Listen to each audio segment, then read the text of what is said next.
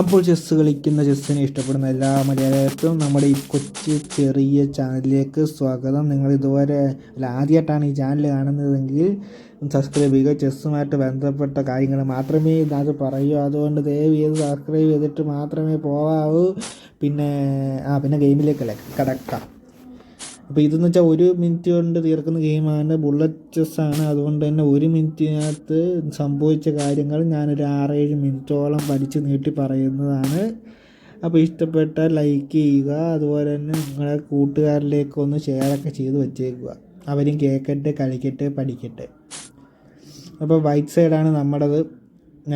നമ്മുടെ നൈറ്റിനെ എടുക്കാൻ വേണ്ടി അവരുടെ പരമാവധി നോക്കുന്നുണ്ട്. നൈസിന് നമ്മൾ ചെക്ക് വിളിച്ചു. ചെക്കിനെ എതിർക്കാൻ വേണ്ടി അവർ ബിഷപ്പിനെ ഇറക്കി. ബിഷപ്പ് അല്ലെങ്കിൽ മന്ത്രിയായിരുന്നു അതിനകത്ത് ചാൻസ്. മന്ത്രി ഇറക്കി അവർ കൊലപാതകത്തിന് നോക്കുന്നില്ല. അതുകൊണ്ട് ബിഷപ്പിനെ ഇറക്കി. അടുത്ത് നൈറ്റിനെ ഇറക്കിക്കൊണ്ട് വരുന്നുണ്ട് കേട്ടോ. നമ്മളെ പൂട്ടാനുള്ള പരിപാടിയാണെന്ന് തോന്നുന്നത്.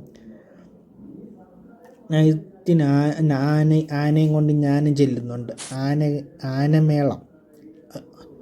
അവർ എന്തുകൊണ്ടാണെന്നറിയില്ല ആളെ ഇങ്ങോട്ട് ഇറക്കി. നൈസിന് ഞാൻ കൊണ്ട് ചെക്ക് വിളിച്ചു.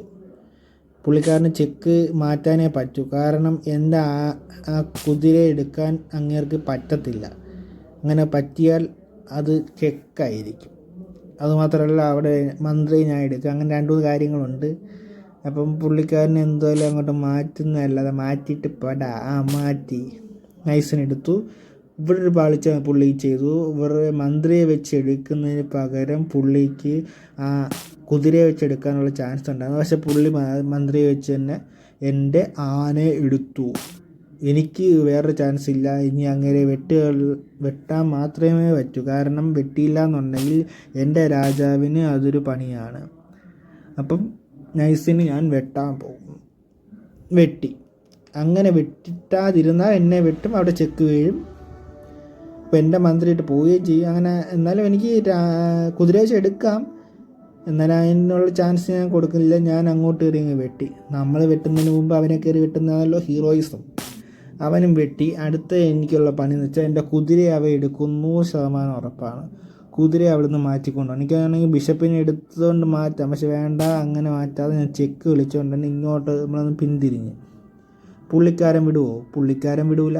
പുള്ളിക്കാരൻ വരുന്നു. ഇപ്പം തന്നെ എന്നെ മറിച്ച് കളയാന്ന് പറയുന്ന രീതിയിൽ പുള്ളിക്കാരനും വരുന്നു. അപ്പോൾ ഞാൻ ഒരു അട വെക്കുന്ന രീതിയിൽ ജസ്റ്റ് ആളിനെ നീക്കി പുള്ളിക്ക് ഒരു അട വെക്കാനാണ് എൻ്റെ തീരുമാനം. കാരണം അല്ലെങ്കിൽ വെട്ടിപ്പിരുത്ത് കളയും. ആള് വെച്ചും അടച്ചില്ലെങ്കിൽ അല്ലെങ്കിൽ തിരിച്ചോടാനും എനിക്ക് വയ്യ. ആളെ വെച്ചടച്ചപ്പോഴത്തേന് അവൻ ആളിനെ എടുക്കാനുള്ള പരിപാടിയായി. അവൻ കുതിരയും തള്ളിക്കൊണ്ട് ഇങ്ങോട്ട് വരുന്നു എൻ്റെ ആളിനെ എടുക്കാൻ. ഞാനപ്പോൾ എന്തിനാണെന്നോ അങ്ങനെ നീക്കുന്നത് എനിക്ക് തന്നെ അറിഞ്ഞൂടാ.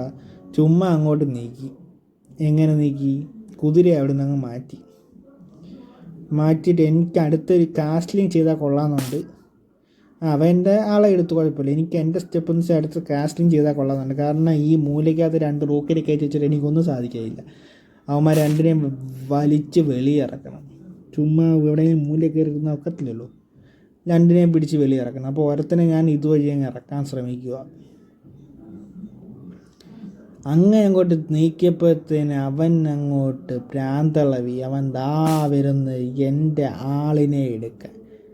അതല്ല അസലൊരു വലിപ്പീരായി പോയി. എൻ്റെ 2 റൂക്കിനിട്ട് പണി ചെയ്യാൻ വേണ്ടി അവൻ വന്നു. റൂക്കിനെ ഏതിനെ രക്ഷിക്കുമെന്ന് നമ്മൾ തിരഞ്ഞെടുക്കുക മാത്രമേ ചെയ്യാൻ പറ്റൂ. അല്ലാതെ ഒരു രക്ഷയില്ലെന്നാണ് അവൻ കരുതിയത്. പക്ഷേ നമ്മുടെ ബുദ്ധി അല്ലല്ലോ അവൻ്റെ ബുദ്ധി. നമ്മൾ വേറെ ലെവലാണല്ലോ.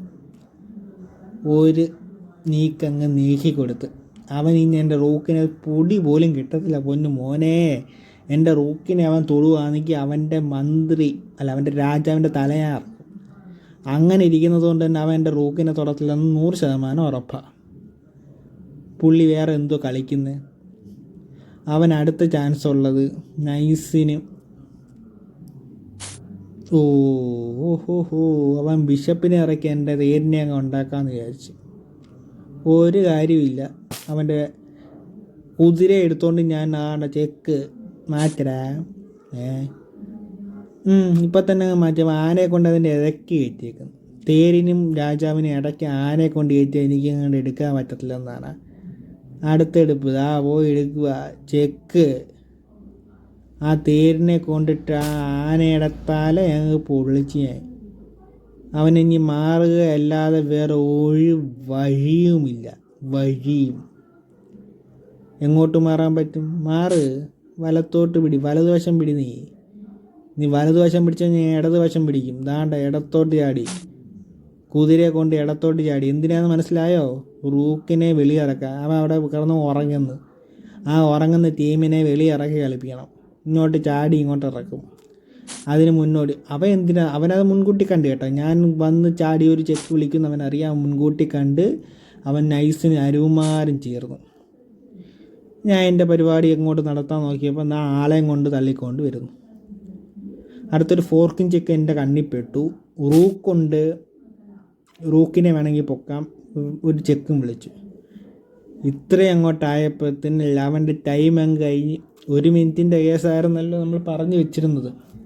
1 മിനിറ്റ് കഴിഞ്ഞു. ടൈം കഴിഞ്ഞു. അവൻ അങ്ങ് ഇറങ്ങിപ്പോയി. അവൻ തോറ്റു. അപ്പോൾ ഇതുപോലുള്ള വീഡിയോസ് കാണണമെങ്കിൽ സബ്സ്ക്രൈബ് ചെയ്യണം.